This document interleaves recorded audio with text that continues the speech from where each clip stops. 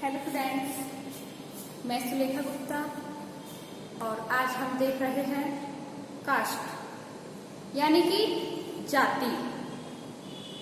जैसे कि जाति का अर्थ, उसकी परिभाषाएं और उसकी विशेषताएं हम अपनी पिछली वीडियो में देख चुके हैं कि जाति शब्द हमारा पुर्तगाली भाषा के कास्टा से आया था। उसकी हम विशेषताएं देख चुके हैं और आज हम देख रहे हैं जाति प्रथा के गुण एवं उसके कार्य। तो सर्वप्रथम आपको बता दें कि जाति के जो कार्य हैं उनको हट्टन ने 3 भागों में डिवाइड किया। पहला, सदस्यों के व्यक्तिगत जीवन से संबंधित कार्य। जो सदस्य हैं उनके जो व्यक्तिगत जो कार्य होते हैं। दूसरा है जाति समुदायों से संबंधित कार्य। पहला व्यक्तिगत कार्य, फिर जातिगत कार्य, अपनी जाति के समस्त कार्य, फिर है समाज व राष्ट्र के लिए कार्य। तो स्टूडेंट्स, पहले व्यक्ति व्यक्तिगत यानी कि अपने बारे में सोचता है, फिर अपने समाज के बारे में सोचता है, इसके बाद ही वह अपने राष्ट्र के बारे में, राष्ट्र के हित के बारे में कार्य करता है। तो देखते हैं इनको। पहला है जाति ही व्यक्ति की सामाजिक स्थिति। जाति ही व्यक्ति की सामाजिक स्थिति का निर्धारण करती है कि व्यक्ति की सामाजिक स्थिति कैसी होगी, यह जाति ही निर्धारित करती है। जैसे कि अगर कोई बच्चा उच्च वर्ग में जन्म लेता है, उच्च जाति में जन्म लेता है, जैसे कि किसी ने ब्राह्मण वर्ग में जन्म लिया, क्षत्रिय में लिया या वैश्य में लिया, तो वह जातियां उच्च परिस्थिति की मानी जाती हैं, उच्च जातियां मानी जाती हैं। और अगर कोई अछूत जनजाति में जन्म लेता है तो उसकी परिस्थिति निम्न मानी जाती है। तो जाति व्यक्ति की जो व्यक्तिगत स्थिति होती है, सामाजिक जो स्थिति होती है, उसका निर्धारण जाति ही करती है कि समाज में उसको किस दृष्टि से देखा जाता है, यह सब जाति ही निर्धारित करती है। दूसरा आता है पेशों का निर्धारण। जाति पेशा भी निर्धारित करती है। जैसे किसी ने जन्म लोहार के घर में लेता है तो वह लोहे का कार्य करता है। सुनार सोने चांदी के आभूषणों का कार्य करता है। धोबी कपड़े धोने का कार्य करता है। किसान जो व्यक्ति होते हैं वो पेशेगत कार्य करते हैं। तीसरा आता है विवाह समूह का निर्धारण। जातियों का द्वारा विवाह का भी निर्धारण किया जाता है। जैसे एक व्यक्ति अपनी जाति के अंतर्गत ही विवाह करता है, वह अपनी जाति के लोगों में विवाह करता है। अपनी जाति के अलावा अगर वह विवाह करता है तो उसे गांव से बहिष्कार भी कर दिया जाता है, उसे दंडित भी किया जाता है। अगला आता है सामाजिक सुरक्षा। जाति अपने सदस्य जो होते हैं, व्यक्तिगत जो सदस्य होते हैं, उन्हें सामाजिक सुरक्षा भी जाति प्रदान करती है। पांचवा आता है व्यवहारों पर नियंत्रण। जाति के द्वारा व्यवहार भी देखे जाते हैं, व्यक्तियों के व्यवहारों पर भी नियंत्रण होता है। एक बार इनको फिर से डीपली देखते हैं कि प्रत्येक जाति की समाज में एक निश्चित स्थिति होती है। व्यक्ति जिस जाति में जन्म लेता है वही उसकी सामाजिक स्थिति बन जाती है और उस जाति के अनुसार ही उसकी ऊंची जाति और निम्न जाति भी मानी जाती है। पेशे का निर्धारण देखते हैं तो प्रत्येक जाति का एक परंपरागत व्यवसाय होता है। बच्चा प्रारंभ से ही उसे जातीय व्यवसाय को देखकर ही सीख जाता है और उसमें दक्षता ग्रहण कर लेता है। इस व्यवसाय के द्वारा ही वह अपने आश्रितों का पालन पोषण करता है। तीसरा है विवाह समूह का निर्धारण। प्रत्येक उपजाति एक अंतर विवाही समूह होता है। व्यक्ति अपनी ही जाति विवाह करता है। जाति ही यह तय करती है कि किन लोगों से विवाह कर सकते हैं और किन लोगों से विवाह नहीं कर सकते। चौथा है सामाजिक सुरक्षा।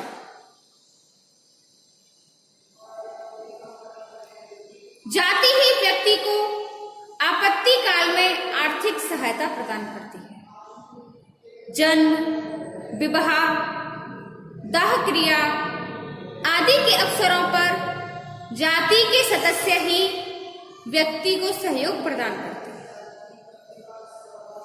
पांचवा आता है व्यवहारों पर नियंत्रण। जाति व्यक्ति के व्यवहार पर नियंत्रण रखती है। उसके खान पान, विवाह, रहन सहन, वेशभूषा आदि जो कार्य होते हैं वो व्यक्ति के व्यवहार से संबंधित होते हैं, जो कि प्रत्येक जाति में ये नियम बने हुए होते हैं जिनका प्रत्येक व्यक्ति पालन करता है, और ऐसा नहीं करने पर उसे जाति पंचायत द्वारा दंड का भागी बना दिया जाता है। अब व्यक्तिगत कार्यों के अलावा आते हैं जाति समुदाय से संबंधित कार्य। पहला है धार्मिक भावनाओं व संस्कृति की रक्षा। धार्मिक भावनाओं, जैसे कि आपको पता है फ्रेंड्स कि भारत हमारा एक धर्म प्रधान देश है। यहाँ पर रीति रिवाज, प्रथाएं, परंपराएं, जनरीतियां, लोकाचारों का बहुत अधिक महत्व होता है। व्यक्ति पूजा पाठ, धर्म, यज्ञ, अनुष्ठान को अधिक महत्व देते हैं।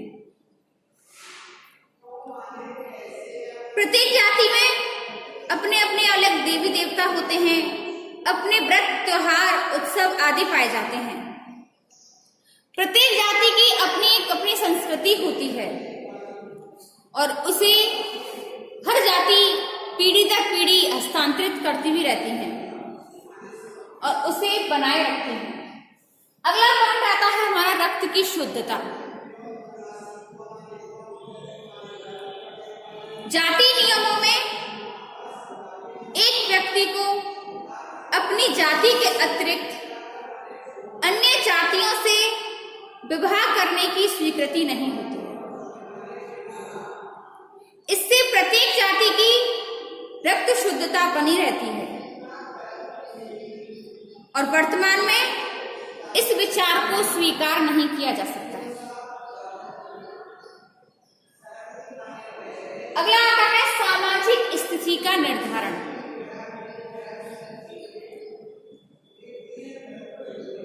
जातीय संस्करण में प्रत्येक जाति की अपनी सामाजिक स्थिति निश्चित होती है। सामूहिक प्रयत्न और आंदोलनों के द्वारा एक जाति अपनी सामाजिक स्थिति को ऊंचा उठाने का प्रयास करती है।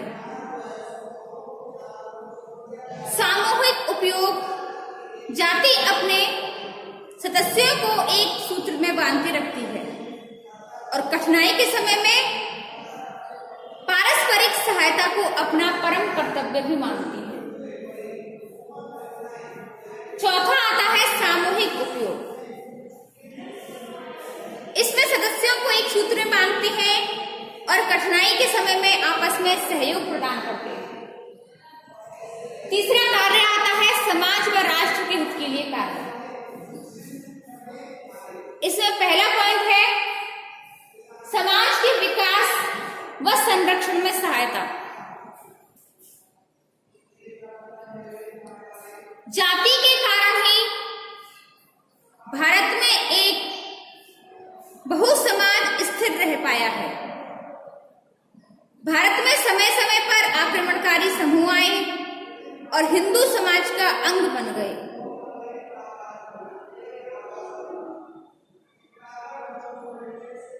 जाति प्रथा सर्वोच्च रूप में एक विशाल देश में निवास करने वाले विभिन्न विचार, धार्मिक विश्वास, रीति रिवाज और परंपराएं रखने वाले विभिन्न वर्गों को एक सूत्र में पिरोने का प्रयास करते हैं।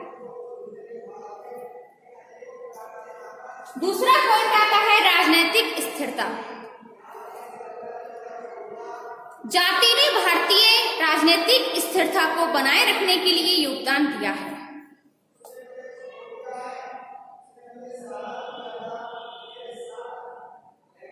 इसमें अब्बे डवायस लिखते हैं कि मैं हिंदुओं की जाति प्रथा को उनके अधिनियम का सबसे अधिक सुखमय प्रयास समझता हूं। मुझे इस बात का पूरा विश्वास है कि भारत की जनता उस समय भी बर्बरता के पंख में नहीं डूबी जब सारा यूरोप उसमें डूब गया था।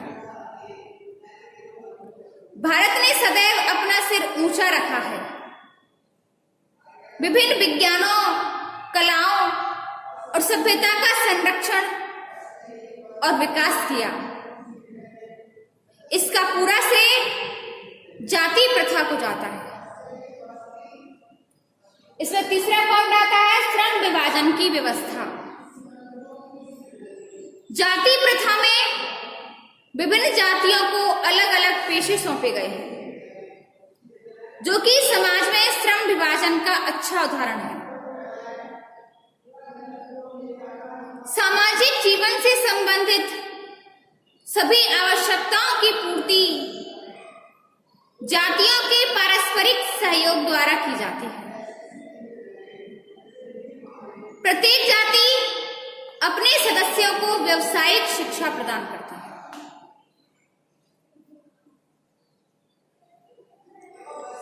इसमें अगला पॉइंट आता है दायित्व निर्वाह। प्रत्येक जाति अपने सदस्यों को समाज एवं राष्ट्र के प्रति अपने कर्तव्यों का निर्वाह करने की प्रेरणा देती है। प्रत्येक जाति अपने जातिगत कार्यों का निर्वाह करके समाज के संगठन को बनाए रखती है। पांचवा आता है धार्मिक उदारता। जाति व्यवस्था में धार्मिक उदारता का भी परिचय दिया गया है। यहाँ पर अनेक धार्मिक समूह आते हैं और जाति व्यवस्था को बनाए रखने के लिए अपनी अपनी भूमिका का निर्वाह करते हैं। और अब आता है आपका जाति प्रथा के जाति व्यवस्था के दोष। जाति व्यवस्था के दोष क्या होते हैं?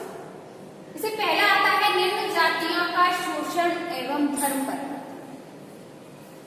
तो जैसे कि आपको पता है, निम्न जातियां जो उच्च जातियां हैं, ब्राह्मण, क्षत्रिय, वे अपने आप को बहुत श्रेष्ठ समझती हैं, ऊंचा समझती हैं। और जो निम्न जातियां होती हैं, जो अस्पृश्य होती हैं, और उन जातियों को वो निम्न समझती हैं। वे निम्न कार्य करते हैं, इसी कारण उनको निम्न समझती हैं। चाहे फिर वो कितनी भी मेहनत कर ले, फिर भी उनको पारिश्रमिक यानी कि जो उनका मेहनताना होता है बहुत कम दिया जाता है, जिसके कारण जो उच्च जातियां होती हैं वे उनका शोषण करती हैं। और इसी कारण वो परेशान होकर कभी कभी वो अपना धर्म भी परिवर्तन करते, कभी मुसलमान बन जाते हैं तो कभी वो ईसाई धर्म भी अपना लेते हैं। निम्न जातियों की स्थिति बहुत ज्यादा खराब होती है।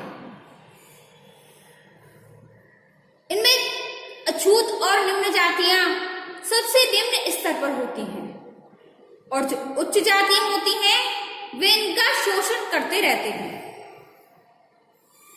निम्न जातियां जो होती हैं घृणित व्यवसाय करती हैं, और इसके बदले में उन्हें बहुत कम पारिश्रमिक दिया जाता है। दूसरा है अस्पृश्यता के लिए उत्तरदायी। जाति व्यवस्था में जो होती है, जो अस्पृश्य जाति होती हैं, छुआछूत की भावना जागृत करती हैं।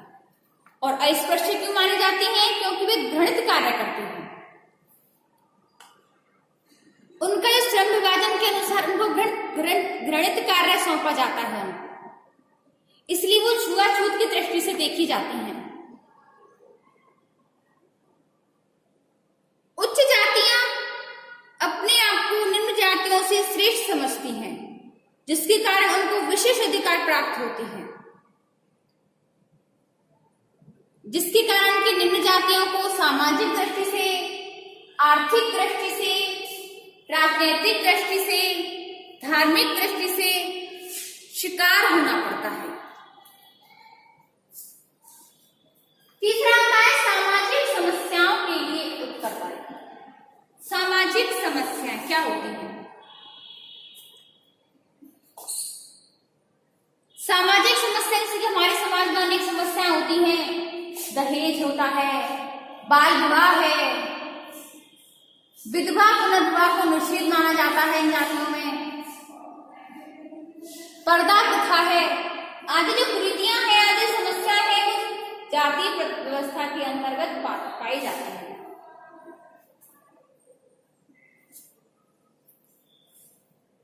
ऐसी जातियों के अंतर्गत छुआछूत, कुनील विवाह, बेमेल विवाह, बाल विवाह आदि समस्याओं को जन्म देती है।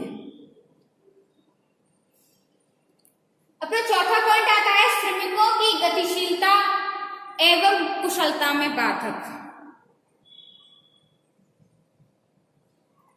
जाति व्यवस्था में प्रत्येक जाति का अपना एक व्यवसाय निश्चित होता है।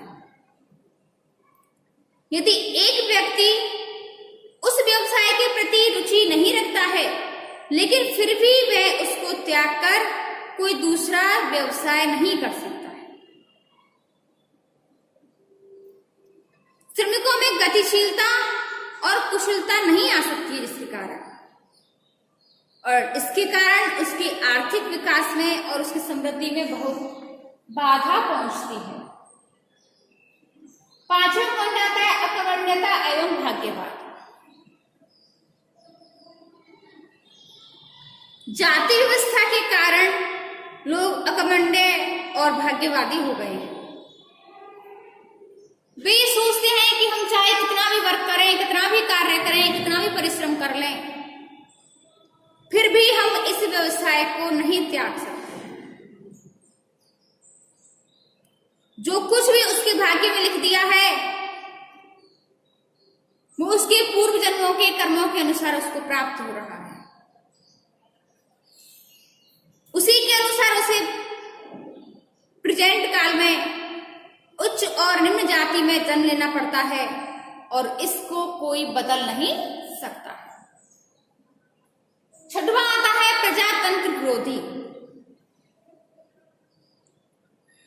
जाति व्यवस्था में प्रजातंत्र विरोधी होते हैं और जाति का आधार असमानता होती है, जबकि प्रजातंत्र स्वतंत्रता, समानता और भाईचारे की भावना पर आधारित होता है। इस प्रकार प्रजातंत्र व जाति व्यवस्था एक दूसरे के विरोधी होते हैं। तो स्टूडेंट्स, आज हमने जाति व्यवस्था के गुण, उसके कार्य देखे और इसके अंतर्गत होने वाले दोष भी देखे। अब हम इसके आगे देखेंगे अपनी नेक्स्ट वीडियो में। धन्यवाद।